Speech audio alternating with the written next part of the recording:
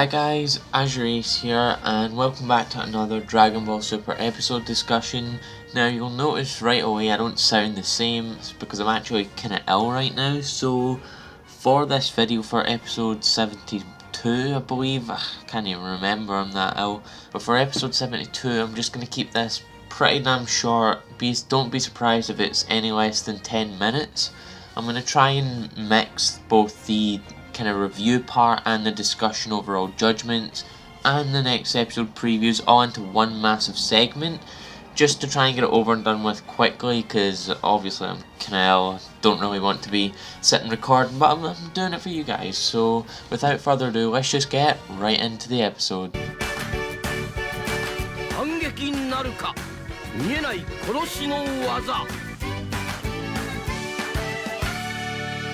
So I don't have any notes at all for this episode. Usually I have a couple of notes just to keep myself on track, so if I get a little bit off track, if I don't say the events of the episode in the right order, I am terribly sorry about that. It's no fault but my own for not kind of preparing myself for this. Didn't really expect this illness to come in. I usually get the notes all done in a day, as well as the recording and the editing, but the episode begins with where we last left off, with Goku dying from Hit's invisible heart strike that he has done now, and Piccolo is trying to give him CPR to bring him back to life, and actually the ki blast that Goku had fired up into the air in the last episode came back down and shocked him back to life, which I thought was actually a really cool thing.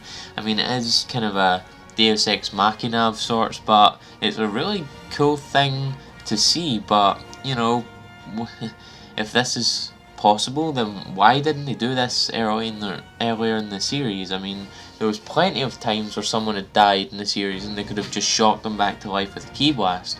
So that was kind of weird, but it was kind of cool as well. Goku then flies away and gets Hit to follow him, and they end up in this forest thing, and Goku's sitting there in Super Saiyan Blue. He's trying to kind of sense out Hit, and he can sense that he is behind a tree, but that means he isn't there, because he can make duplicates of his energy, he can make fake versions of himself. So Goku's just trying to sense around, and we see all these hits appear all around him as like fake parts of his ki. Then we see Hit punch right through a tree with his invisible strike and just miss Goku, and then Goku's like, right, we're gonna go somewhere else, and they fly to this cliffside thing. It looks a lot like the place they were at in Resurrection F, you know, the kind of cliffside. So Hit then punches at Goku. Goku senses the strike and dodges it, and it's enough to destroy a mountain, which is crazy. He punches the air multiple directions as Goku is able to predict and sense where the strikes are and like block them with his ki as they come. Goku then tries to kind of go towards Hit. He tries to hit him, and well, he misses him because he still can't manage to hit him, but he's starting to learn how Hit does what he's doing. And Hit dodges, he sledgehammers him down to the ground, you know, the move from Xenoverse where they put their hands together and they smash down on them. I love that move in Xenoverse 2, by the way. We then go to Beerus' planet with Whis and Vegeta still training, and Vegeta offers a steak with granny sauce, quote unquote, even though he doesn't really have a gran now, because, well, we all know what happened to Planet Vegeta, and we don't even know if he had a gran to begin with. Goku and Hit are still fighting. Goku still can't hit him. Hit gets him in the chest with a knee. He smashes Goku into the side of a mountain, and it actually turns out that Champa and Vados have been watching the fight the entire time, which is kind of weird. We never saw them at all up until this point. Goku keeps trying to hit him, and eventually does manage to like barely scratch Hit. Hit just clocks him in the face. Goku tries again, and Hit explains that he's somewhere else while Goku is attacking, and the illusion of, well, Goku is attacking the illusion of Hit as he punches behind himself and manages to uppercut Goku. Just as they're about to go at it again, Beerus, Whis and Vegeta appear behind Goku, which is when they notice Champa and Vados are there. Goku powers up into this like really big ball of energy. and Hit tries to use his killing technique with the kind of red glass effect.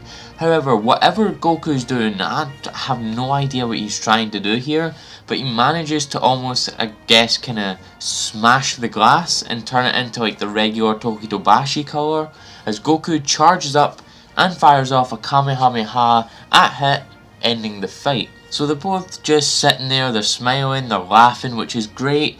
This mini arc, like, if anything, has just given a lot of great character development to Hit, which I love, and we get the confirmation that the person who hired Hit to kill Goku is Goku.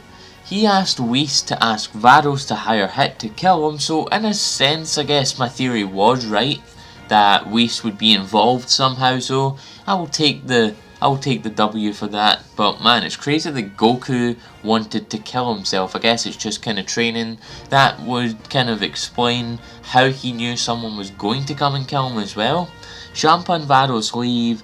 Hit leaves as Gohan, Piccolo, Goten and Chi-Chi arrive at the scene, as Whis asks Vegeta about that steak with Granny Sauce he promised, which was obviously a lie on his part, as the episode ends there. But now with the episode out of the way, it's time to get into the previews. Yes, that's right, I'm skipping my overall thoughts today, and we're getting right into the previews as we get into episode 73, entitled Gohan's Misfortune, an unexpected Great Saiyaman movie, which, I don't know about you, but I love the sound of that. That sounds like it's going to be absolutely fantastic. I've got the preview up right here. I'm just watching it through myself while this is going on. Gohan is, you know, he is the one going through this preview this time. He is the one doing the preview.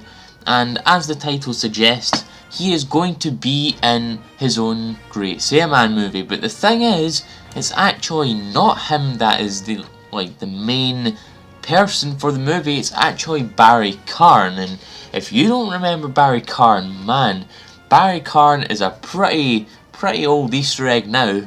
If you remember back in the Majin Buu arc, when Buu was going around just doing his own thing, he found this magazine with this, what he thought was a handsome guy in the magazine, and it was this actor with blonde hair who was called Barry Karn, and he changed his face to look like Barry Karn to, you know, like try and get a kiss off of a woman. And it turns out that Barry Karn is actually the main actor who's going to be playing Great Saiyaman in this episode. So I think that's an absolutely fan-freaking-tastic way to bring back such an old and obscure thing. So I'll absolutely love that.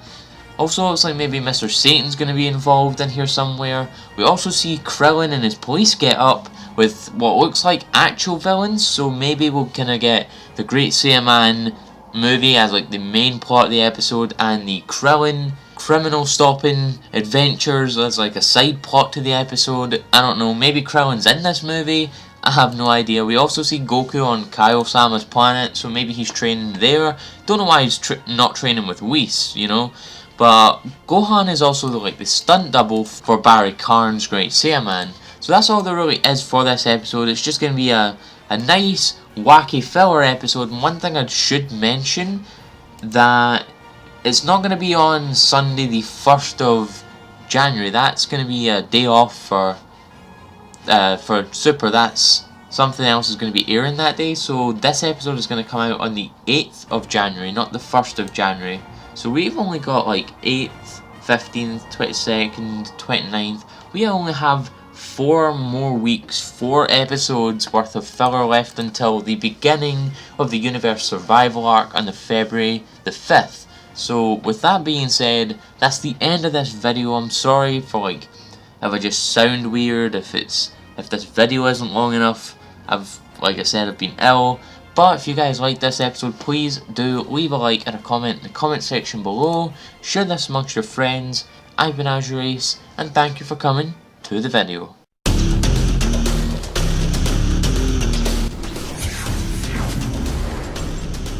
You have arrived. I'm here to tell you that if you don't subscribe to AzureAce for Dragon Ball, Kingdom Hearts, and Pokemon TCG content, you will wander forever in the darkness of your heart.